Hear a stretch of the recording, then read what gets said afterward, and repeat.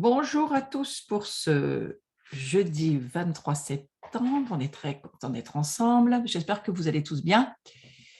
Et puis, je vais directement redémarrer ce cours. Alors, je vais continuer sur le sujet de la repentance parce que ça me semble être un sujet important. Et puis, écoutez, voilà, je crois qu'il y a tellement encore de choses à dire que nous allons continuer sur ce sujet qui, en tous les cas pour moi, dans cette période, me tient bien à cœur. Pourquoi? Parce qu'on est en train de découvrir tellement de belles choses en plus, hein, surtout avec nos amis messianiques. Peut-être je vais faire une petite aparté avant d'entrer directement dans le cours. J'ai pris quelques notes que j'ai trouvées extrêmement intéressantes sur la fête de Yom Kippour. Et je me suis rendu compte qu'en fait, il y a une interprétation très intéressante de nos frères messianiques. Euh, Bien entendu, vous savez que ce jour du grand pardon, le Yom Kippour, on vient de le traverser il n'y a pas si longtemps, c'est un jour, bien sûr, où c'est le jour par excellence peut-être de la repentance, le jour où on jeûne en Israël et la Bible vraiment nous invite à se mettre devant Dieu. C'est un jour très saint, c'est un jour important et c'est le jour des expiations. Donc c'est un jour où on a besoin de prendre le temps, de voir notre cœur, de voir où on en est. Et ce que j'ai trouvé très intéressant, c'est que vous ne savez peut-être pas, mais que pour ceux qui le savaient, ça sera une répétition, mais que Yom Kippour, ça commence le soir au coucher du soleil. La plupart d'entre nous, eh bien voilà, on a ce jour-là, d'une façon un peu profonde, plus qu'on pouvait, en tous les cas, réfléchir au péché passé, aux choses qui nous empêcheraient de traverser, on va dire, notre Pâques, c'est-à-dire de pouvoir entrer tout ce qui fait obstacle à notre liberté. Et puis, eh bien, le Seigneur, il a choisi ce jour pour reconnaître son pouvoir d'expiation pour nos péchés. C'est Dieu qui a choisi ce jour. D'ailleurs, les messianiques pensent que c'est certainement le jour du retour de Jésus. Moi, j'en sais rien, mais je trouve que c'est intéressant d'y penser. Ça serait logique en tous les cas. Et eh bien, ce Dieu qui a choisi ce jour pour reconnaître son pouvoir d'expiation pour nos péchés, il est venu pour qu'on puisse être libre. Et je trouve tellement fort de pouvoir rattacher cette pensée à ce que j'ai partagé sur le ministère de Jean le Baptiste, sachant que la repentance, c'est quelque chose qui est là pour nous permettre de vivre dans la dimension de notre nouvelle identité, mais surtout d'être ces porteurs de gloire, d'être ces hommes et ces femmes choisis par Dieu pour vivre dans la plénitude de la destinée que Dieu veut pour nous. Alors, ce jour qui est expliqué comme un jour pour reconnaître son pouvoir d'expiation pour nos péchés, frères et sœurs, moi je suis obligée de me dire, mais c'est formidable, quoi. C'est formidable de se dire, eh bien, on doit tous comprendre l'importance de cette journée. Donc j'y reviens un tout petit peu avant de passer à autre chose. Nous ne sommes pas sous la loi des fêtes, hein, plus du tout, hein, ne pensez pas qu'on est sous cette loi-là.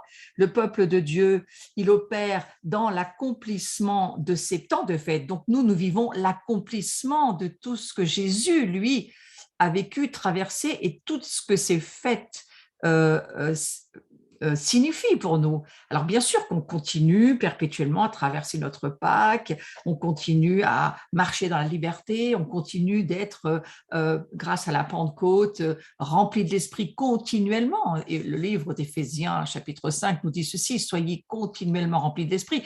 Tout ça, évidemment, c'est notre marche, mais je trouvais très intéressant que cette année, on puisse comprendre ce jour de Yom Kippour. Moi, j'ai pris on va dire, ces notes dans une documentation que j'ai lue des Juifs messianiques et j'ai trouvé très intéressant qu'en fait, on puisse penser on opère maintenant dans l'accomplissement du temps de ces fêtes et donc de l'expiation qui a été faite par Jésus et qu'aujourd'hui, pour nous, cette repentance, elle nous amène à une entière, une pleine liberté. C'est quand même assez exceptionnel. Et nous sommes un peuple qui devrait avancer dans le pardon. Alors ça, bien sûr, on le sait, ça n'a rien d'extraordinaire parce que la Bible nous le dit d'une façon précise. Mais nous sommes aussi ce peuple qui doit avancer pour libérer la restauration tout au long de l'année qui vient. Donc, nous marchons dans cette restauration et nous travaillons à ce que ce monde vive une forme de restauration, puisque, bien entendu, nous ne sommes pas seulement là pour que le royaume se développe à l'intérieur de notre cœur, mais nous sommes là aussi pour participer avec la nature divine que nous sommes, participer aux œuvres que Dieu a préparées d'avance pour nous dans ce monde, sur cette terre. Et Dieu, il a une volonté parfaite pour les hommes, mais aussi pour la terre sur laquelle nous vivons. Donc, je trouve intéressant que nous puissions penser être, c'est formidable, ce peuple rempli de compassion, rempli de miséricorde, parce que la compassion nous conduit toujours au miracle, la compassion, elle nous conduit toujours à la guérison. On voit bien comment ça fonctionne avec Jésus. Donc, je pense qu'il a choisi ce jour pour que nous entrions dans une nouvelle année. C'est un petit peu comme ça aussi que je voudrais démarrer ce cours. Nous sommes, ça y est, dans cette année 5782, l'année de la bouche, l'année de la face, mais surtout l'année bête, c'est-à-dire l'année où on va construire la maison avec le Saint-Esprit et toutes les révélations que Dieu va nous accorder. Nous allons construire la maison. Vous savez que la maison, nous sommes la maison de Dieu. Yeshua, bien entendu, il en est la porte et il vit en nous. Et c'est formidable de penser qu'on a encore plein de révélations à recevoir et à chercher concernant la maison, la demeure que nous sommes. On va bientôt, j'espère que vous serez tous là dimanche soir, en ligne, si vous n'êtes pas en présentiel à l'abri, mais on va fêter cette soukha, c'est-à-dire cette demeure, Yeshua, notre demeure, il demeure en nous, nous demeurons en lui, c'est un grand mystère, mais cette demeure que nous sommes, c'est quand même extraordinaire de se dire, voilà tellement de révélations qui nous attendent. Alors je pense que il veut, le Seigneur veut, c'est ce qu'il souhaite vraiment, que nous soyons totalement libres. Le jour des expiations, il sert à ça. C'est un jour pour nous dire, si le Fils vous a franchi, vous êtes réellement libre. Eh bien, c'est ça le jour des expiations.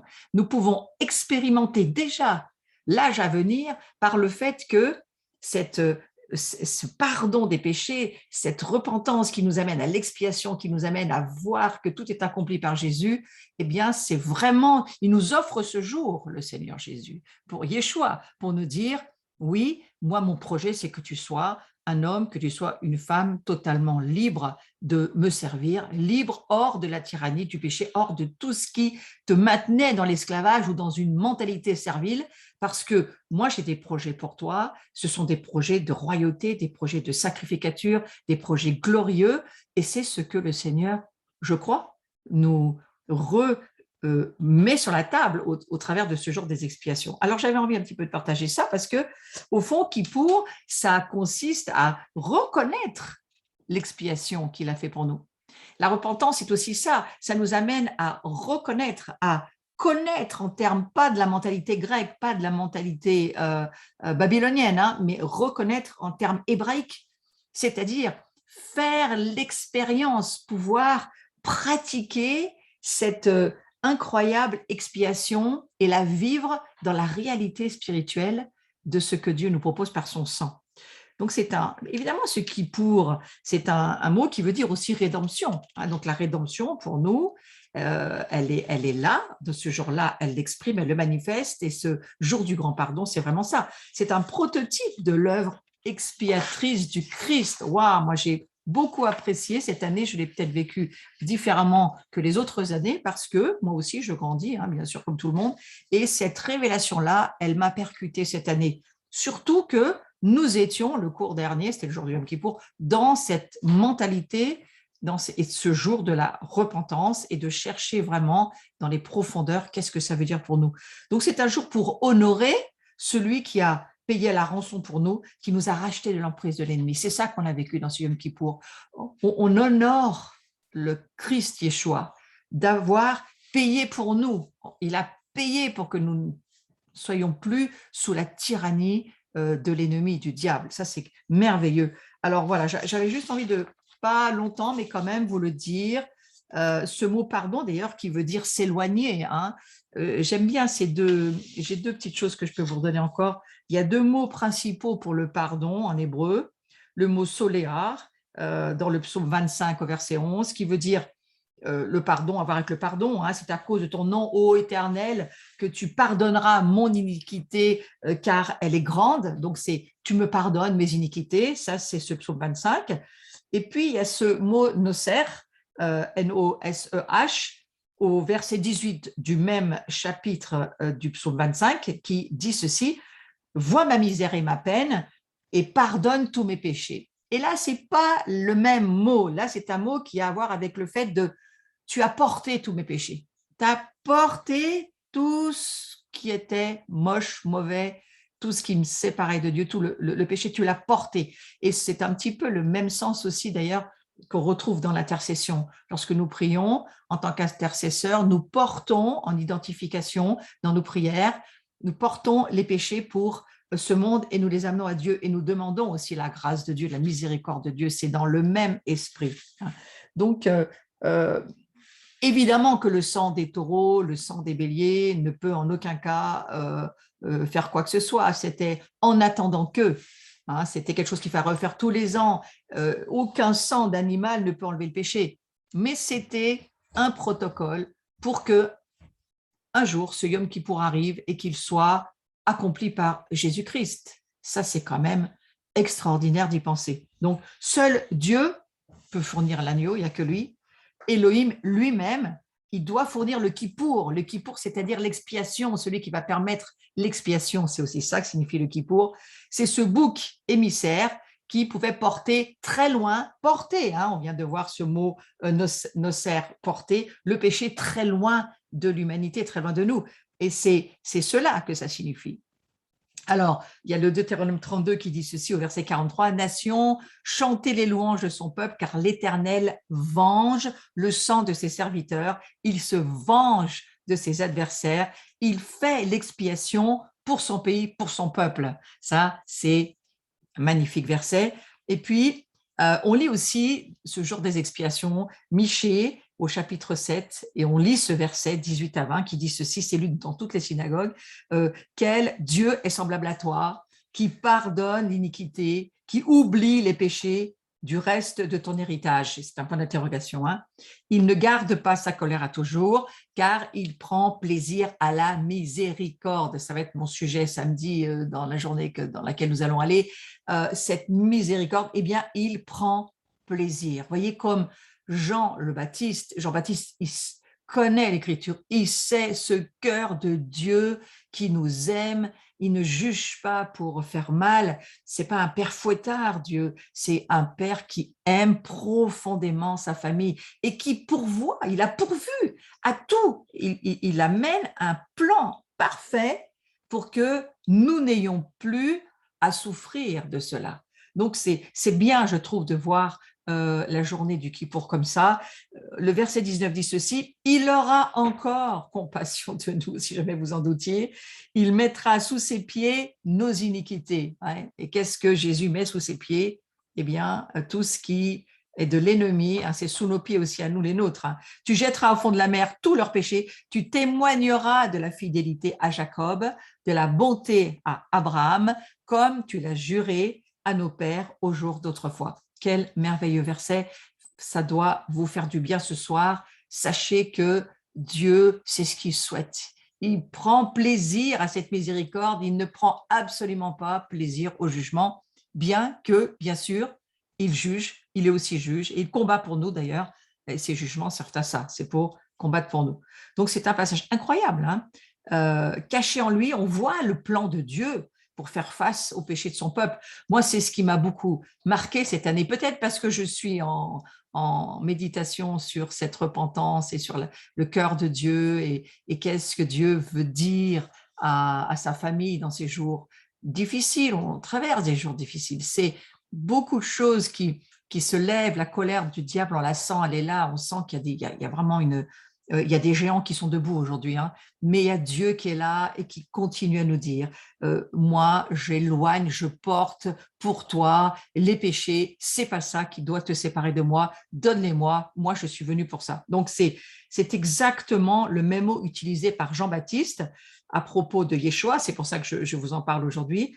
On voit dans Jean au chapitre 1, au verset 29, voici l'agneau de Dieu qui porte le péché du monde. C'est pour ça que je voulais vous amener à ce « il porte » dans le psaume 25 au verset 18. Hein, pardonne tous mes péchés, porte tous mes péchés. C'est le même mot que « voici l'agneau de Dieu qui porte ». C'est pas seulement qui ôte, mais il porte les péchés du monde. Et des fois, en changeant de traduction, eh bien, ça nous ouvre une nouvelle perspective qui peut nous amener une révélation beaucoup plus profonde que celle qu'on a déjà. Il aura à nouveau de la compassion pour nous et il soumettra, il vaincra, ça veut dire il soumettra nos iniquités. C'est lui qui va soumettre nos iniquités, c'est lui qui va les vaincre. Quelle merveille d'entendre ça et de se rendre compte de ça. Il est venu pour ça, Jésus. Et lui seul, à travers nous, il peut vaincre nos ennemis. Nous, on ne peut pas vaincre nos ennemis, ils sont plus forts que nous. Mais parce qu'il vit en nous et il est en nous, c'est lui qui va vaincre nos ennemis. Alors, ça, c'est quand même formidable. Si vous êtes dans un combat aujourd'hui, le combat est rude, c'est difficile, de combat de diverses choses. Hein. Peut-être un combat, parfois même de la foi, un combat pour garder la conviction d'un domaine sur lequel vous êtes en travail ou peut-être un combat parce que aujourd'hui, les géants de la Babylone sont de nouveau debout face à nous et il y a une confusion qui veut se mettre en nous et il y a Satan qui veut véritablement tout remettre en question, les absolus, tout relativiser. On a une Babylone qui parfois même habite en nous. Attention, attention, ce jour des expiations, il est formidable parce que c'est là où il faut parler à Jésus, à Yeshua, et lui demander de porter nos doutes, de porter nos incertitudes, parfois nos incrédulités, bien sûr il y en a, c'est il porte nos péchés. Et il le fait parce qu'il sait qu'il n'y a que lui qui peut le faire. Nous, on ne peut pas se débarrasser, si ce n'est se repentir, mais on n'a pas la puissance de se débarrasser de nos péchés, c'est la puissance de Jésus qui le fait. C'est pour ça que ce jour des expiations est quand même extraordinaire, parce que c'est une tellement grande. Alors, ce n'est pas un jour joyeux, bien sûr, c'est un jour parfois difficile, mais c'est un jour extraordinaire quand même quand on y pense. Parce qu'on se dit, on pense à la croix dans la mort du Christ, mais on pense aussi à la résurrection.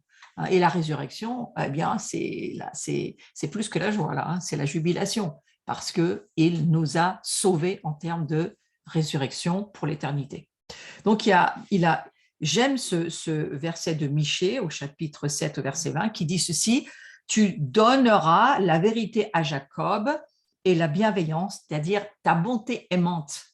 Tu donneras ta bonté aimante. Ce n'est pas la bonté seulement, la bonté, mais la bonté aimante à Abraham. » Voyez. Donc, ce sont des textes qui ressortent par les Juifs messianiques, des traductions hébraïques que j'aime énormément et je trouve qu'ils nous aident beaucoup à avoir des perspectives différentes. Ne lisez pas toujours la même Bible, prenez parfois des traductions différentes. Hein. C'est quelque chose qui peut vraiment vous élargir votre entendement, votre façon de voir les choses.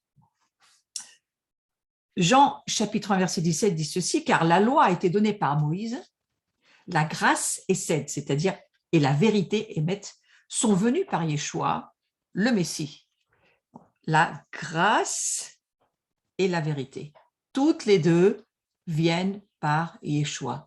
Et ce jour des expiations, c'est pour qu'on puisse en recevoir la bénédiction.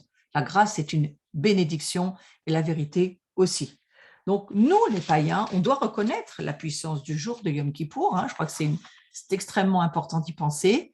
Et on doit reconnaître dans la révélation dans laquelle nous sommes aujourd'hui, reconnaître ce jour.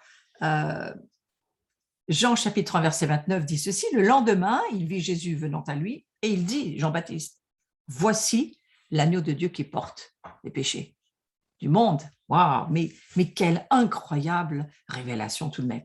Et puis Jean chapitre 14, verset 6, Jésus lui dit, « Je suis », ouais, je suis, on sait ce que ça veut dire quand on connaît l'Ancien Testament, « Je suis le chemin, la vérité et la vie. » Cela doit nous tenir tout le long de cette année. Le Fils va parler dans sa maison. Ça fait partie de cette année 5782. C'est l'année de la maison, mais c'est aussi l'année du Fils. C'est ce que signifie la compréhension hébraïque de cette année 82, 5782. Le Fils, c'est pas seulement bête la maison, mais c'est bête le Fils. Le Fils va parler dans la maison. Je crois que ce qu'il est en train de nous dire, c'est cette parole. Je suis le chemin, je suis la vérité et je suis la vie. Nul ne vient au Père que par moi.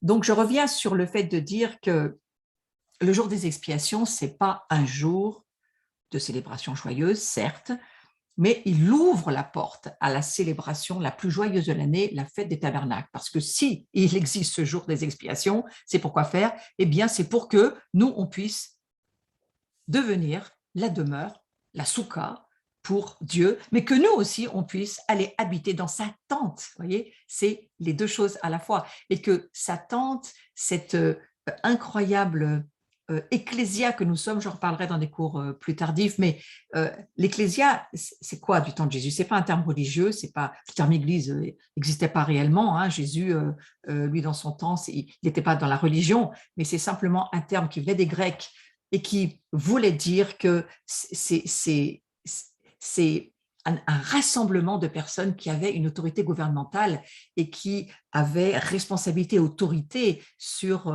l'endroit où ils vivaient. Je le dis maladroitement, mais je vous le dirai mieux plus tard. Et en fait, cette ecclésia, c'est elle qui est restaurée. Dieu, il restaure le tabernacle de David, il restaure sa soukha, il restaure sa maison, et nous restaure, c'est nous. Donc, la repentance, elle a à voir, ce Yom Kippour, à voir avec la soukha, la fête des tabernacles, la restauration, la construction de la maison de Dieu. Sachez qu'on en est cette année 5782, c'est cette année de la construction spécifiquement. Il y a quelque chose que Dieu va nous révéler. Il va nous donner des révélations sur le mouvement apostolique. Il va nous donner des révélations. On en reparlera sur l'Ecclésia. Il va nous donner des révélations sur le Fils dans sa maison. Il va nous donner des révélations sur comment construire sa maison, parce que c'est lui qui bâtit l'Église, c'est pas nous. Et c'est lui qui doit nous amener ces révélations, pas nos façons de voir les choses, très souvent d'ailleurs, beaucoup trop religieuses. Donc voilà, je voulais simplement nous dire que cette expérience de ce jour de Yom Kippour, de considérer avec l'importance qu'elle porte cette journée, de bien nous souvenir qu'elle a pouvoir d'expiation, un Christ a pouvoir d'expiation, cette fête, ce Kippour, cette rédemption, elle est pour nous. Et ça, c'est la repentance qui nous y conduit. Donc, merci Seigneur. Maintenant, je vais passer et reprendre mon cours et rentrer dans autre chose, mais qui est quand même toujours dans le prolongement. C'est ma pensée prophétique, moi, elle se déroule. Et quand je vois quelque chose qui va aller avec ce que je fais dans mon cours, eh bien, je l'amène un petit peu comme une pierre qui va amener un petit plus pour certains. Ça peut vous aider à vous réjouir de ce que Dieu fait pour nous. Donc, je veux revenir sur cette notion de la repentance parce que pour moi, la repentance, c'est la clé du royaume de Dieu. C'est la clé. C'est elle qui ouvre la porte, c'est elle qui nous fait rentrer. Et vous savez que le royaume de Dieu, c'est une chose, la maison de Dieu, c'est entre autres choses, pas la même chose, mais ça fait partie du royaume de Dieu. Et cette clé, elle nous ouvre à ramener la gloire de Dieu sur la terre. Tout ce qui est du domaine aujourd'hui de l'apostolique. Le prophétique, c'est dans les profondeurs. L'apostolique, c'est dans, on va dire, la prise de position des territoires. Donc, c'est pour ça qu'on parle autant du royaume quand on parle de l'apostolique. Parce que l'apostolique, il a à voir avec le territoire. Le prophétique, il a à voir avec les profondeurs de la révélation. Donc, il nous faut les deux. Il nous faut cet équilibre entre les deux. Et je crois que la construction de la maison, eh bien, elle va se faire d'une très nouvelle manière qu'il nous faut entendre. Et pour cela, il nous faut aussi revenir, je crois que c'est pour ça aussi qu'il est important de reparler de repentance, il nous faut revenir à ce que ça signifie vraiment que cette repentance. Et d'après les textes bibliques, on définit la repentance comme étant, j'en ai bien parlé avec Jean-Baptiste les cours passés, le changement radical de mentalité. Donc, il nous faut cette mentalité nouvelle, nouveauté d'attitude, nouvelle vision, nouvelle valeur, nouvelle culture pour adhérer à la culture du royaume. La culture de la Babylone, elle ne peut pas adhérer à la culture du royaume. Et il y a beaucoup de choses encore en nous. On n'en est pas encore conscient, mais Dieu va nous le montrer. C'est pour ça qu'il faut vivre toujours en continu et revenir à cette repentance et à laisser Dieu sonder nos cœurs et nous montrer nos péchés en termes de besoin de voir ce qui va pas, les mauvaises visions, les mauvaises perceptions, ce qui est encore sous influence babylonienne ou grecque, mais qui n'aura rien à voir avec la pensée hébraïque. Donc, finalement, la finalité de la repentance, ce n'est pas le pardon des péchés. Je redis, la finalité de la repentance, c'est le royaume de Dieu. L'apostolique, c'est le royaume de Dieu. Ça a à voir avec le royaume de Dieu. Et le message de la repentance, ça demande à être compris dans son contexte biblique originel. C'est pour ça que j'y reviens. La repentance, c'est toujours relié au concept du royaume des cieux. Repentez-vous, car le royaume des cieux s'est approché de vous. Ce n'est pas l'Église, hein, c'est le royaume des cieux.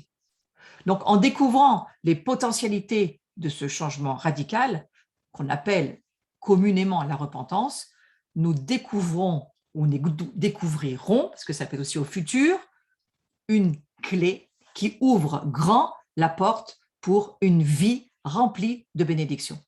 Le Yom Kippour, ce n'est pas un jour facile, mais c'est pour nous amener à la fête de Sukkot. Sukkot, c'est un jour de joie, c'est un jour de bénédiction, c'est un jour où on se rappelle qui est Dieu, c'est un jour où on fait la fête sous la tente, c'est un jour où on va manger les meilleurs mets qu'on peut manger. Dieu nous accorde sa bénédiction. Tous les cycles des fêtes, c'est pour nous amener à cette joie de savoir que nous sommes la demeure de Dieu, mais qu'il est aussi, lui, notre maison.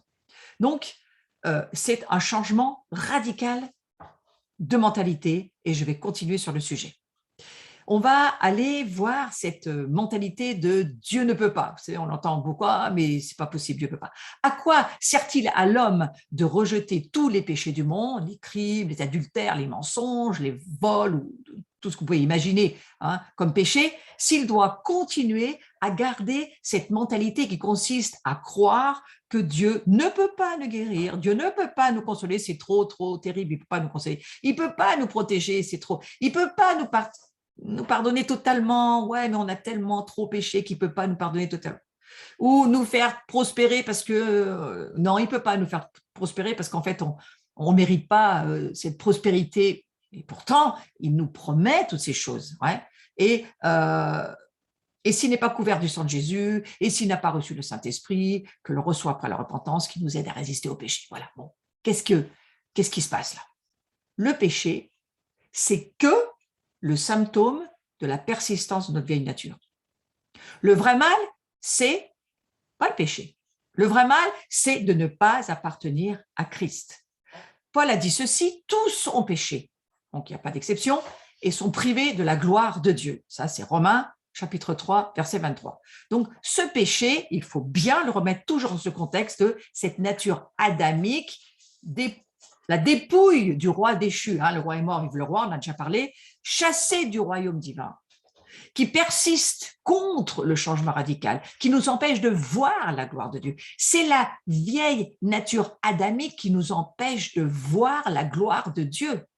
C'est pour ça que Paul dira le salaire du péché. Son salaire, c'est la mort. Vous ne pouvez pas accéder à la gloire de Dieu jusqu'à ce que vous compreniez la profondeur de Yom Kippour, du jour des expiations, de la croix qui est l'expiation par elle-même parfaite, c'est la croix de Jésus-Christ. Yom Kippour, c'est ça.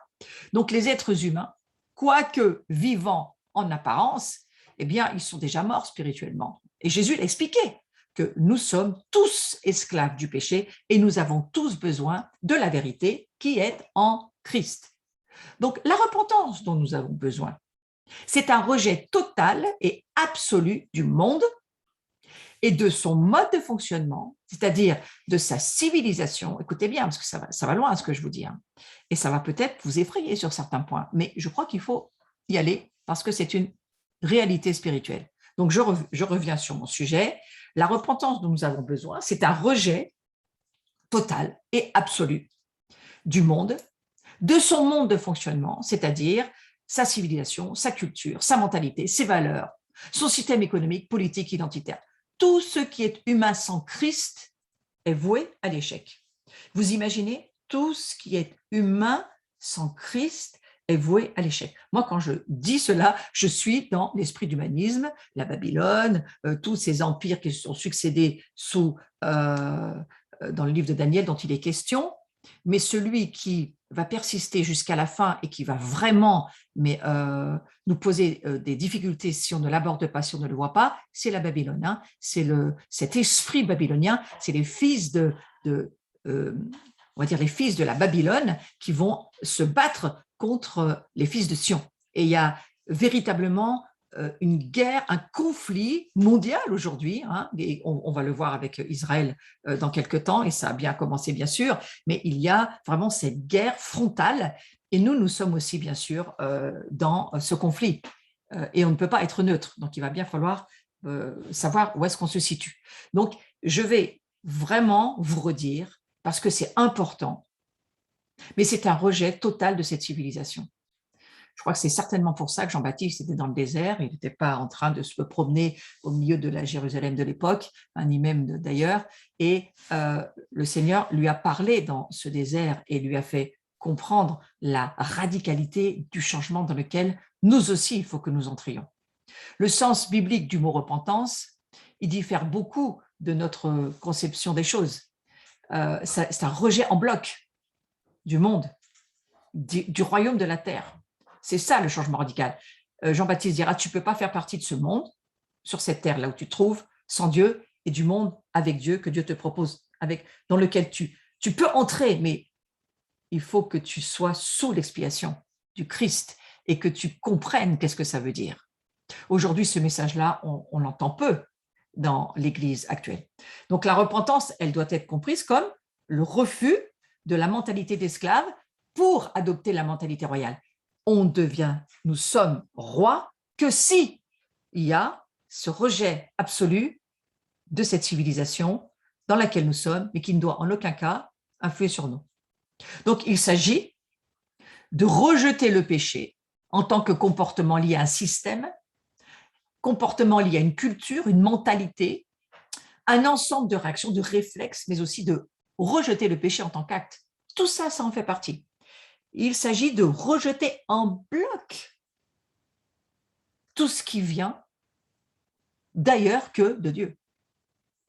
Et vous savez qu'il n'y a que deux royaumes, le royaume de Dieu et le royaume du diable, de Lucifer, le royaume de ce monde qui appartient à Lucifer. Jésus n'a pas dit le contraire dans le désert. Hein. Quand il a été emmené par le Saint-Esprit, qu'il y a eu la confrontation entre les deux, Jésus n'a jamais dit « non, non, ils ne t'appartiennent pas ». Non, non, il n'a rien dit du tout à ce sujet-là.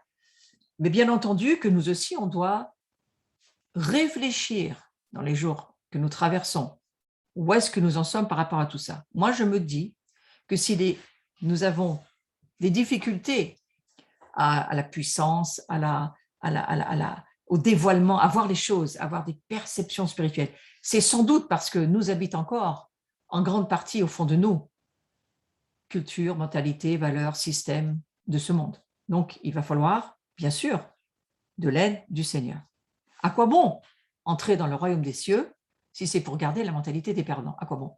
Et je crois même que le diable finirait par se moquer, ce qu'il pourrait peut-être essayer de faire parfois.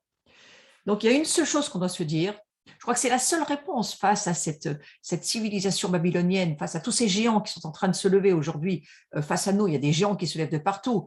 On va dire qu'il y a un monde qui se réveille, hein, il y a le réveil de Dieu qui est entendu, mais il y a un monde démoniaque qui se réveille. Eh bien, on a une seule réponse et elle est très simple. Seul Christ peut nous affranchir. Il n'y a absolument rien d'autre. Je vous conseille de ne prier et de n'adorer que Dieu, son Fils Jésus-Christ, par le Saint-Esprit. Et le Saint-Esprit, ils sont trois en un, ils sont Dieu en trois personnes. Il n'y a rien d'autre que cela. Donc, il faut comprendre le royaume. Vous savez, quand je dis il n'y a rien d'autre que cela, je peux comprendre au travers de cette parole tout ce que ça chatouille à tous les niveaux. Toutes les religions, quelles qu'elles soient, tout ce que la religion voudrait nous faire croire qui n'est pas dans la parole de Dieu. Et je ne vais pas aborder ces sujets, c'est à vous de les demander au fond de vous-même. À vous de demander à Dieu, qu'est-ce qui ne fonctionne pas au fond de moi? Mais sachez que dans le royaume babylonien, il y a tout ce culte de la mère à l'enfant qu'on a reproduit directement dans le christianisme après Constantin. C'est dramatique. Il faut y réfléchir et aller avec la parole de Dieu, demander au Seigneur qu'il nous enseigne. Je vous redis, le seul Christ peut nous affranchir de ce monde qui est lié, tenu par Lucifer jusqu'à ce que Jésus revienne. C'est tous ces systèmes, ces structures idéologiques de fausses religions ou de mélange, où ce mélange, Dieu a, je crois, il nous dit dans sa parole, je suis la vérité. Donc il n'y en a pas 50. Hein. C'est juste que Christ est la vérité. Donc il faut comprendre le royaume. Et comprendre le royaume, ça va nous amener, bien sûr, à la repentance, parce que la repentance, c'est la clé, je vous redis. La clé pour entrer dans le royaume, c'est la repentance. On ne peut pas entrer dans ce royaume. Il y a beaucoup de gens qui pensent, je suis né à nouveau, j'ai fait ma prière du pécheur, aujourd'hui je vis le mieux que je peux, avec 1000 auto-justifications de péché en disant, je vis le royaume. Montre-moi où est-ce que tu vis la puissance du royaume de Dieu, montre-moi la moisson, la récolte de là où tu en es, parce que c'est là où l'Église en est aujourd'hui. Et Dieu est en train de nous redire avec beaucoup de miséricorde, voilà, reviens à moi, fais des pauses, réinitialise, cherche-moi, parce qu'il y a des choses encore dans ta vie que j'aimerais te montrer, et ça, c'est les bontés de Dieu pour nous. Moi, j'imagine que Abraham voulait voir la gloire de Dieu. Moïse voulait voir David voulait voir la gloire de Dieu. Tous ces hommes de Dieu avaient, je crois, des cœurs pour recevoir les révélations du Seigneur. Donc, alors, on va aller pour comprendre ce royaume, c'est la royauté de l'homme que Christ est venu restaurer. Mais vous savez quoi? En vous disant ça, moi, je viens de faire une très grande étude sur la Babylone parce que je vais aller traiter une partie de ce sujet dans l'école Melchisédek. Et j'ai vraiment dans ma pensée, quand je vous dis c'est la royauté de l'homme que Christ est venu restaurer, mais l'humanisme, c'est quoi? C'est une idéologie où l'homme se fait Dieu, tout passe par lui, tout est contrôlé par lui, tout ce qu'il fait, c'est lui qui le fait. Et cet humanisme-là, attention, parce que la royauté de l'homme que Christ est venu restaurer n'a rien à voir avec ça. Vous voyez ce que je veux dire? Mais si vous me suivez, à certains, on peut faire un petit parallèle en disant « Oh là là, mais nous, notre civilisation occidentale, elle est infiltrée, perclue de cet humanisme et de toutes ces structures iniques qui ont forgé nos mentalités, nos façons de voir, nos façons de penser. » Et c'est pourquoi Jésus dira « Il faut renoncer à ta vieille vie, renonce à toi-même, renonce à qui tu es, parce que sans cette mort, il n'y a pas de résurrection ni d'entrée dans le royaume de Dieu. » Il y a, je crois, cet appel de Dieu dans cette année, alors qu'il construit sa maison, il construit son ecclésia, il y a cet appel de Dieu à descendre dans les profondeurs de la repentance. Parce que c'est le sang de Jésus couvre tous nos péchés, on l'a vu, l'expiation, elle est là, mais encore faut-il savoir quels sont nos péchés, où est-ce que nous péchons. Donc ce temps de repentance, il faut maintenant le pratiquer. Si je vous posais la question, qui a péché depuis ce matin? Levez pas vos mains, ce n'est pas la peine, on lèvera tous la main. Combien savent quel péché vous avez pratiqué? Je pense qu'il y aurait déjà moins de mains. Est-ce que vous pouvez nommer explicitement les péchés que vous avez faits depuis ce matin? Il y en a beaucoup qui diront « Oui, je sais que je pêche, mais je ne discerne pas exactement quoi. » Et c'est là où Dieu veut nous amener. Il y a un abandon qui doit venir dans notre vie pour nous aider à voir nos péchés et à véritablement prendre au sérieux ce que Dieu est en train de nous dire. Tu veux rentrer dans mon royaume? Eh bien, voilà, il y a besoin de retirer ce levain en termes de péché. Ce levain qui est en toi, il faut vraiment t'en débarrasser parce que ça fait obstacle à la gloire de Dieu. Donc, je vais aller revenir sur cette royauté de l'homme que Christ est venu restaurer. Et moi, je me dis toujours attention de quoi on parle, la restauration de la royauté de l'homme en Jésus-Christ. Nous avons négligé le discours de Jésus sur le royaume. On a beaucoup vu les choses pendant ces dernières années. On a beaucoup parlé de l'évangile de l'Église. On parlait que de l'Église, les ministères, l'Église. Mais ce n'est pas du tout le sujet à l'heure actuelle. Dieu, il construit sa maison et il établit son royaume. L'Église, l'ecclésia, c'est même un mot qu'il va falloir revoir, il va falloir comprendre qu'est-ce que c'est que l'ecclésia, à quoi elle sert, pourquoi elle est là, en quoi elle va aider à faire bouger le royaume de Dieu, cette ecclésia, parce qu'elle est là pour ça. Mais là encore, tous ces mots-là, qu'est-ce qu'ils veulent dire? Moi, je veux pour le moment rester sur, mais on y reviendra à toutes ces notions-là parce que j'y travaille, mais on a quand même, je redis, négligé le discours de Jésus sur le royaume pour focaliser toute notre attention sur la mort, la résurrection du Christ, comme événement fondateur de l'Église. Mais ce n'est pas le sujet. Le sujet, ce n'est pas l'Église. Le sujet, c'est le royaume, je le redis. Et je sais qu'il faut le redire parce que ça met un certain temps pour qu'on puisse arriver à voir. Tout à coup, on dit, ah, ça y est, je vois. Ce n'est pas l'Église, c'est le royaume. Moi, ça a pris du temps, donc je comprends que ça prenne du temps chez certains. C'est normal. Mais si on regarde de plus près, la repentance, c'est la condition pour accéder au royaume de Dieu. Et donc, ces deux notions, repentance et royaume, sont intimement liées et inséparables. Et cette notion de royaume et d'ecclésia et d'expansion apostolique, on ira un peu plus tard sur ces sujets-là, eh bien, c'est le même sujet. Donc, comprendre la repentance pour accéder au royaume, c'est aussi redécouvrir le phénomène de mort-résurrection comme événement restaurateur du royaume. Donc, c'est là-dessus sur lequel je reviens, comprendre la repentance pour accéder au royaume. Donc, il nous faut redécouvrir la mort et la résurrection en termes d'expiation, en termes de mort et résurrection, la croix, tout ce que la croix a accompli, ce n'est pas seulement pour pardonner nos péchés, mais c'est pour restaurer le royaume de Dieu.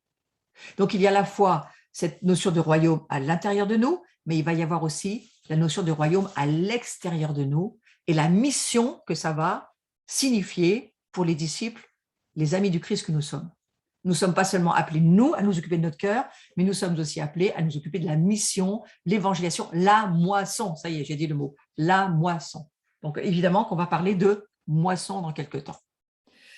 Donc, la bonne nouvelle du royaume du Christ, ce n'est pas celle de l'instauration d'une religion, ni d'un parti politique, ni d'un club ou d'une autre organisation quelle qu'elle soit. Il s'agit simplement du royaume parfait et de la royauté perdue de l'homme. Donc l'homme étant un être conçu à l'image de Dieu, nous sommes conçus pour régner, nous sommes conçus pour dominer, nous sommes conçus pour soumettre toute chose dans un monde de perfection préparé par Dieu avant la création de l'être humain. Donc il y a cette bonne nouvelle du royaume du Christ, hein, et puis il y a, j'y viens, la redécouverte du royaume, de la royauté de l'homme. Et cette redécouverte, parce que c'est une redécouverte, vous savez, il n'y a pas si longtemps que ça que nous parlons du royaume de Dieu, la redécouverte du royaume et de la royauté de l'homme, ça va nous rendre semblables à des personnes qui ont découvert un trésor et qui sont prêtes à tout vendre pour l'acheter. Ce qui a été mon cas. C'est toute l'histoire de ma vie, ce verset. Parce que nous avons vraiment tout vendu, mon mari et moi, pour acheter le champ que Dieu nous avait montré. Et on a acheté une ruine, en fait, là où nous vivons à l'heure actuelle, qui a été rebâtie, reconstruite, bien sûr. Et dans la ruine, il y avait un trésor. Donc moi, j'ai vécu en vrai cette histoire et je vous avoue que chaque fois que je relis ça, je me dis, waouh, ça, c'est une radicalité.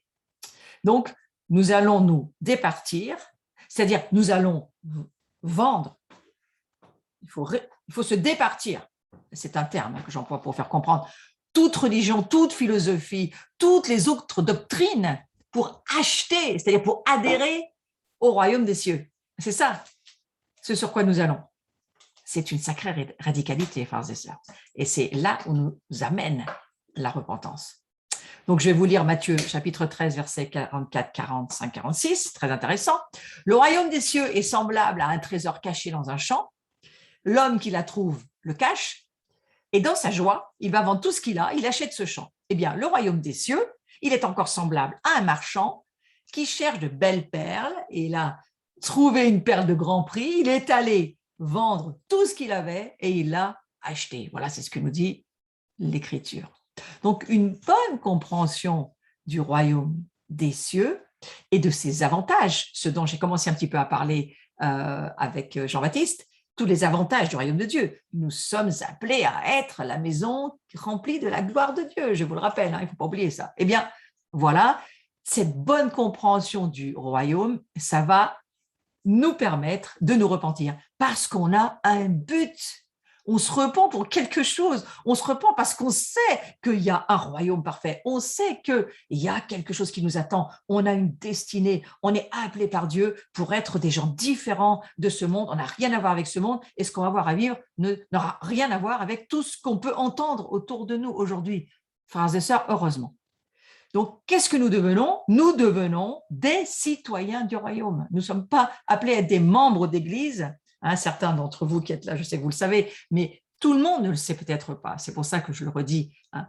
Devenir des citoyens du royaume, en d'autres termes, des êtres humains heureux, vivants, selon le plan parfait de Dieu. Dieu a un plan parfait pour nous, il faut juste apprendre à vivre avec. Et revenez à tous les cours sur, si vous ne les avez pas suivis, si c'est des questions que vous posez, comment faire pour vivre le plan parfait de Dieu, eh bien, revenez sur les cours qui ont été donnés les années passées. Vous trouvez tous sur ma chaîne YouTube des petits enseignements de 20 minutes ou d'une heure où vous pouvez trouver comment marcher par l'esprit, comment vivre ce qu'on croit, pourquoi on est différent, pourquoi on ne descend pas du premier Adam mais du second Adam, qu'est-ce qui fait qu'on n'est pas comme les autres, pourquoi faire, où est-ce que ça nous amène? Parce que ça nous amène à comprendre, comme Abraham, quand il a rencontré Melchisédek, moi je crois qu'ils ont eu une super conversation tous les deux, hein, et ils ont dû quand même passer un certain temps, et Abraham a écouté Melchisédek, et Melchisédek a lui dire, oh tu sais, il y a une cité céleste, la Jérusalem, moi j'en suis le roi, je m'appelle Melchisédek, le roi de Salem, hein, et franchement, Melchi c'est roi, Salem, la paix, la justice, eh bien franchement, vas-y Abraham, avance parce que ça vaut la peine. C'est quand même ça que Dieu est en train de nous dire. Donc j'espère que vous aussi, d'une certaine manière, ça vous fait envie. Donc la repentance, c'est bien, c'est une clé. Il ne faut pas la faire parce qu'on a la tête dans le sable, dans le trou, parce qu'on est mal. Non, il faut se repentir parce qu'il y a quelque chose de tellement extraordinaire qui nous attend. Donc le royaume, c'est quoi? Alors, je vais revenir sur le fait d'être citoyen du royaume. Les Juifs, ils voulaient seulement restaurer, à l'époque du Christ, le royaume de David. Eux, c'est tout ce qu'ils voyaient. Et pour le libérer de l'occupation romaine, de son oppression, parce que c'était ça qu'ils attendaient. La foule des 5000 hommes que Jésus avait nourris a voulu le consacrer roi. Hein, c'est ce qu'ils voulaient. Et pourtant, les personnes qui ont accueilli Jésus en roi, au cri de « Hosanna, Hosanna, fils de David », ne sont-elles pas les mêmes qui ont crié le lendemain que Jésus soit crucifié à la place de Barabbas, hein. Donc voilà, vous voyez, l'effet de foule, c'est pas toujours évident et on crie des choses et qu'est-ce qu'on en a comme révélation? Là, il y avait des complications. Mais le seul système de gouvernement et d'autorité préconisé par Christ, c'était le royaume, c'est-à-dire, écoutez-moi bien, une monarchie absolue ayant à sa tête un roi souverain en tout et sur tout. Alors nous, c'est compliqué au niveau français, chaque fois qu'on parle de ça, on a ça, il y a plein d'images qui arrivent, du roi Soleil en passant par Henri IV, je ne sais pas, nous, alors vraiment, c'est pour ça que je vous dis, renoncer à toutes ces philosophies, à toutes ces histoires, à toutes ces façons de voir qu'on nous a appris à l'école, même perclus de pensées grecques qui ne sont pas justes. Attention, ce n'est pas ce que Dieu veut nous dire là. Hein. Lui, il parle d'un royaume parfait. Un royaume parfait. Et un royaume parfait, nous, on ne sait même pas ce que ça veut dire, parce que le mot parfait, c'est compliqué. Mais on va aller à comprendre Dieu seul est saint, c'est le seul qualificatif qu'on peut donner à Dieu. Nous, c'est un qualificatif, un adjectif qui ne vient pas pour nous. Il est simplement réservé à Dieu. Dieu est saint, il est parfait. Et on va prendre ce mot parfait en comprenant l'achèvement, la maturité, l'accomplissement. Donc voilà. Mais le royaume de Dieu, il est parfait, achevé, accompli. Tout est achevé, tout est accompli, a dit Jésus. Il parlait du royaume aussi, hein, bien sûr. Donc, au commencement, le Créateur qui régnait souverainement sur toute existence, il a décidé de créer un monde, un royaume parfait. Et il a décidé d'en confier la royauté ou la domination à l'être humain, Adam, qui signifie terrien. Donc, vous voyez, ça, c'est, on va dire, le bas du début de la Genèse. Et puis, l'être humain, il a reçu du Dieu créateur qui est roi, par droit de création, il est roi, Dieu, c'est par droit de création, il est le créateur, toute autorité. Donc, Dieu, en tant que créateur, a reçu toute autorité pour diriger, gouverner, soumettre, dominer toute la création. Et Dieu, eh bien, il a donné ça à l'être humain. Donc, l'être humain a reçu du Dieu créateur ce droit. Ce droit, il est transmis par celui qui a le droit de nous le transmettre. C'est extrêmement important d'y penser. Non pas en termes de, attention, hein, avec une mentalité de supériorité, bien sûr que non, mais en termes de réaliser ce que Dieu essaye de nous dire. La repentance nous mène à ça. Donc c'est ce modèle de gouvernance parfait de l'univers qui est et qui demeure. Le plan originel et immuable, parce que ça ne changera jamais, de Dieu pour l'être humain et son environnement. C'est le plan parfait, immuable, irrévocable. Exactement comme pour Israël, l'appel d'Israël est irrévocable, l'appel de prendre les êtres humains et de leur demander de devenir des gestionnaires responsables, droits et devoirs, et de s'occuper de dominer la création, c'est ce que Dieu va mettre dans les mains de l'Ecclésia. Hein, l'Ecclésia, j'en reparlerai, mais c'est ce que Jésus signifie lorsqu'il veut dire c'est un rassemblement de personnes qui a un droit, une autorité de gouvernance. Donc c'est très important pour nous qui voulons réveiller le guetteur qui est au fond de nous et qui sommes appelés à être des guetteurs. Il faut comprendre ces choses parce que nous ne rentrerons jamais ni dans notre appel à déclarer les décrets, à aller dans ce que Dieu veut qu'on dise, si on ne comprend pas le fonctionnement même du royaume et de la portée de ce que Dieu est en train de nous dire cette année, qui est l'année de la bouche. Vous voyez, lorsque Jésus demandera à Pierre, « Pierre, qui dis-tu que je suis ?» Alors il répond, hein, « Tu es Élie, tu as… » Puis après, tout à coup, Pierre répond, « Tu es le Christ, le Fils, le Messie, le Fils du Dieu vivant. » Et Jésus lui dit, « C'est bien, Pierre. C'est bien. » Alors, il le félicite, mais il le félicite de quelque chose qui aurait pu vexer Pierre, du reste. Hein. C'est bien parce que ce n'est pas toi qui le sais, en fait. Mais je te félicite de l'avoir dit. Ça peut être un petit peu, des fois, pas évident, hein, parce que Jésus est en train de lui dire, c'est bien, Pierre, c'est super, c'est pas grâce à toi que tu sais ça, mais c'est bien, tu l'as dit. Mais en fait, c'était tellement important.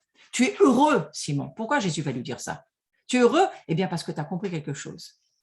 En fait, lorsque Pierre a déclaré cela, c'est directement venu sur la terre et ça a manifesté ce que Jésus voulait que ça manifeste. Oui, il est le Messie, il est le Fils du Dieu vivant, et c'est ce qu'on appelle une déclaration, un décret prophétique qui manifeste quelque chose sur la terre. Et c'est pour ça que Jésus va dire à Pierre, bravo Pierre, bravo, tu as fait ton boulot de l'Ecclésia, c'est-à-dire tu as déclaré ce que moi, je voulais que tu déclares, moi le Fils de Dieu, je voulais que tu déclares dans la maison que tu es. Vous voyez, c'est bon, j'y reviendrai sur ces domaines, mais c'est quelque chose de très important cette année, parce qu'on est l'année de la bouche. Donc cette année, il faut comprendre que nous sommes appelés, non pas à dire ce qu'on a envie de dire, ou attention, parce que là, c'est là aussi où le bas blesse beaucoup dans le prophétique, et moi avec, hein, moi je ne me mets pas en avant de rien, je dis juste que c'est ce que j'ai compris qu'il faut faire attention, parce qu'il vaudra mieux cette année, encore plus que toutes les autres, ne déclarer que ce que le Fils veut dire dans sa maison. Et répondre à une question de Jésus, comme Pierre l'a fait, c'est formidable, parce qu'au fond, eh bien voilà, il a répondu, il a déclaré, au travers de sa déclaration, il a posé d'une certaine manière, bam, quelque chose qui est descendu des cieux. Tu es le Christ, le Messie. Et nous aussi, on va avoir cette année, je vous le dis, l'année 5782, nous allons avoir à laisser le Fils au travers de nous, parler ses paroles, exactement comme Pierre l'a fait. Ça, c'est tout ce côté prophétique lourd dans lequel il faut que nous rentrions pour qu'on voit des choses changer. Si c'est une parole d'homme, ça ne change rien et parfois ça donne même des droits au diable. Si c'est une parole de Dieu révélée que nous déclarons, là, c'est très puissant. Donc, c'est, je crois, ce pourquoi nous parlons aussi de repentance et de royaume de Dieu. Donc, je reviens à dire encore que l'être humain, il a reçu du Dieu créateur qui est roi par droit de création, toute autorité, pour diriger, gouverner, dominer toute la création. Je sais qu'il est important que nous le sachions.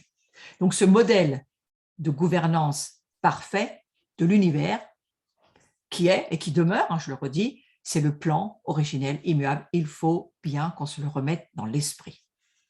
Dieu a voulu, il a voulu que l'homme, Adam et sa descendance, Adam et toute sa descendance, Dieu a voulu que l'homme, Adam, règne avec lui en roi est maître absolu sur toute chose. Voilà qui laisse à penser parfois, et que Dieu nous pardonne et qu'on puisse s'en repentir lorsque nous sommes trop dans le mélange. Il ne faut pas de mélange du tout et arriver à être aidé par le Saint-Esprit qui est saint et qui non plus aussi est parfait. Donc le plan de Dieu, c'est de partager sa gloire et sa royauté avec nous. Et c'est pour ça qu'on se repent. Donc gardons ça à l'esprit. C'est pour partager sa gloire. Alors, je vous ai choisi cette image parce qu'elle m'a bien plu, franchement, elle m'a fait plaisir, cette image. Je me suis dit, mais Seigneur, nous traversons des difficultés, nos vies sont difficiles. Jésus le sait, lui aussi, il a traversé. C'était pas d'autant bien plus dur pour lui aussi, puisque lui, il a carrément été sur la croix. Mais vous savez, pour certains humains aujourd'hui, c'est très, très difficile. Et bien sûr que Dieu le sait. Mais souvenons-nous, c'est pour partager sa gloire, c'est pour partager sa royauté avec nous, comme co-régnants ou régents, comme vous voulez. Donc, c'est la raison pour laquelle il se fait appeler roi des rois, les rois avec un S, c'est nous, ou le Seigneur des Seigneur, c'est nous. Alors bien sûr, en ayant renoncé à nous-mêmes, en vivant une kénose, c'est-à-dire un dépouillement de nous-mêmes, hein, on ne peut dire cette parole que si on a une révélation qu'on est mort sur la croix. C'est pas nous, c'est Christ en nous. C'est plus moi qui vis, c'est Christ qui vit en moi. Là, il faut toujours se le redire parce qu'alors l'orgueil humain, il faut être très très prudent. Hein. Mais cette royauté, elle implique une autorité pleine et entière sur toute la création qui est et qui demeure parfaite. C'est une phrase mystérieuse que je vous dis. Je ne sais même pas si moi je comprends tout ce que je suis en train de vous dire, mais je vous le redis.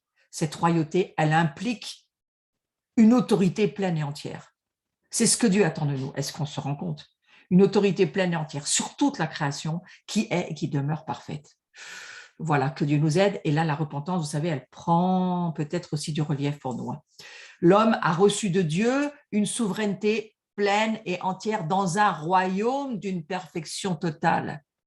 L'homme a reçu de Dieu une souveraineté pleine et entière. Je crois qu'il faut qu'on arrive à dire Amen, Seigneur, j'accepte, même si je ne comprends pas, j'accepte, même si je ne comprends pas tout, j'accepte, c'est ton plan, tu veux faire de nous ce que tu es, des sacrificateurs, mais aussi des rois et des reines, dans un royaume d'une perfection totale. Je ne parle pas de ce royaume ici, bah, bien entendu que non, ils vont passer, je parle du royaume que Dieu amène avec lui.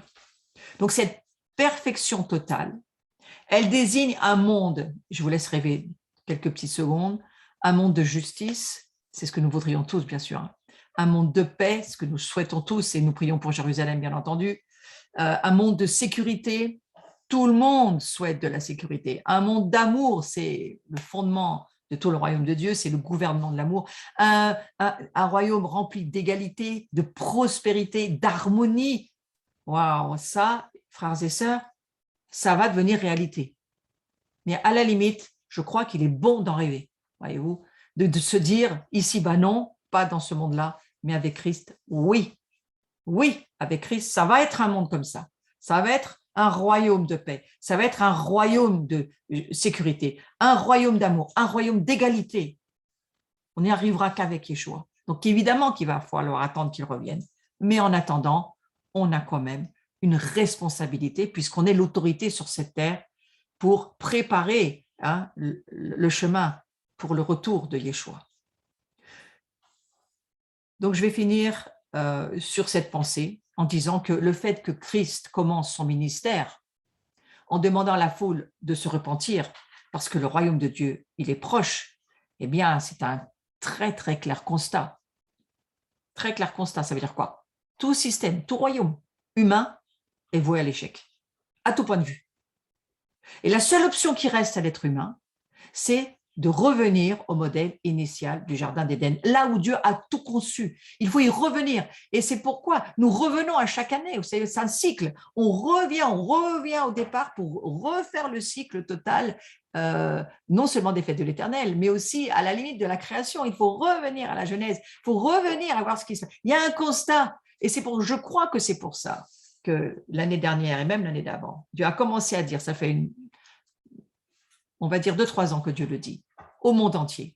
Stop, reset, réinitialisation il faut revenir au modèle initial. Et c'est pourquoi aussi, maintenant de les nations, nous devons nous soumettre au centre apostolique à Jérusalem, à nos frères messianiques remplis de l'esprit et qui ont des révélations parce que eux vont beaucoup nous aider, c'est ce qu'ils font à l'heure actuelle. On est dans le temps messianique là maintenant.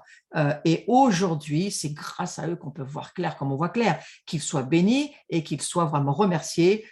Mais il faut revenir au protocole, aux modèles qui sont dans l'Ancien Testament et qui vont s'achever, s'accomplir dans le Nouveau Testament, au travers de la Nouvelle Alliance, ce que nous permettra Yeshua de vivre. Et ça, c'est le plan de Dieu parfait. Revenir au royaume originel, tel est le plan inconvertible de Dieu. Revenir, c'est le sens du mot repentance dans la Bible hébraïque.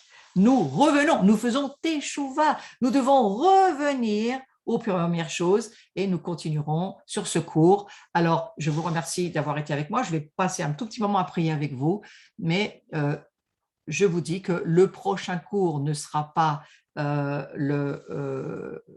ni la semaine prochaine ni la semaine d'après. Mon prochain cours sera le 14 octobre, donc prenez bien note de cela. Ça sera aussi mis sur le site et sur le réseau Facebook.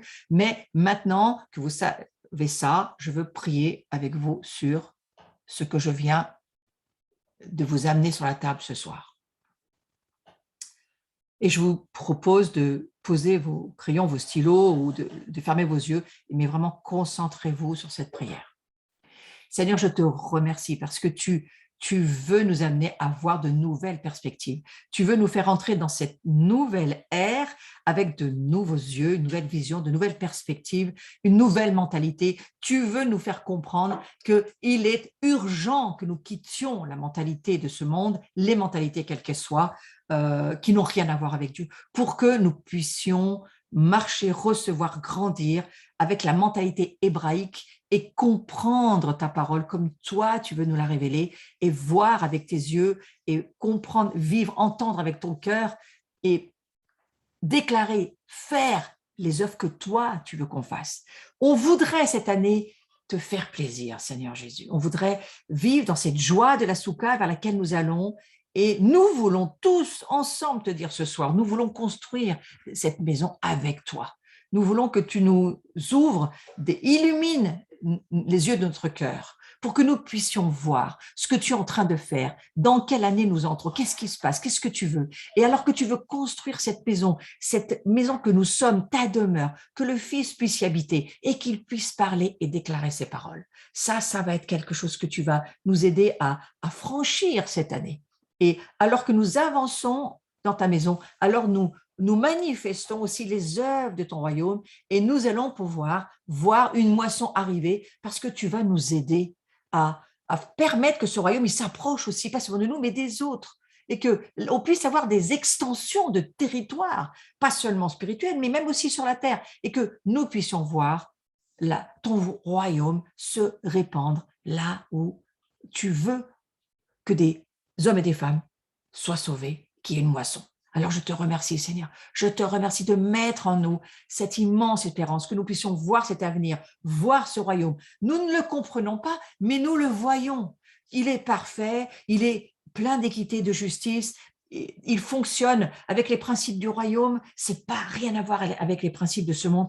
Et tu vas nous permettre de pouvoir y marcher et de pouvoir y vivre. Je te remercie de nous aider chacun ce soir en ton nom, Jésus, et que chacun puisse dire Amen et soit béni ce soir par ce que tu nous as dit. Amen. Amen, amen.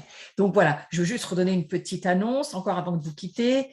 J'ai une journée samedi où nous allons passer du temps à contempler la miséricorde de Dieu. Vous pouvez venir en présentiel, vous pouvez vous brancher, vous inscrire sur le site et vous brancher par Zoom. Donc, il y a un lien qui vous sera envoyé. Et voilà, je crois que il y a une petite chose à donner d'inscription, mais c'est sur le site, vous verrez, tout est marqué sur le site. Donc, bienvenue à cette journée. Si vous voulez la vivre avec nous, eh bien, moi, je m'en réjouis d'avance. Et puis surtout, je vous donne aussi rendez-vous dimanche soir. Nous aurons Carlos Payan, le couple Marc et Peggy Blanco en présentiel avec toute notre communauté. Nous allons vous recevoir dans une souka. Nous sommes en train de la préparer et nous serons heureux de vivre cette fête de l'Éternel ensemble. C'est tellement important que la famille se retrouve. Et puis pour tous ceux qui ne pouvaient pas venir en présentiel, eh bien, sachez que vous nous rejoignez en ligne sur YouTube à 20h30. Nous vous attendons. Le présentiel, c'est 20h parce qu'il faut être un petit peu avant, mais en ligne, c'est 20h30 et nous serons tous ensemble à nous réjouir et à écouter des enseignements glorieux. Il y aura aussi Yuval Yanet qui, lui, sera en ligne aussi également et qui va nous donner un message. Il y aura aussi David Bouillon qui a plein de choses à dire et puis des intercesseurs qui seront là, Fabienne Ponce, les Women the Glow, Astrid Geyer avec toutes ces femmes d'Esther. Il va y avoir plein d'amis. Il y aura aussi des personnes que vous ne connaissez pas, que vous allez découvrir. Et bien voilà, je vous laisse la surprise. Allez, je vous retrouve à dimanche et passez une excellente soirée.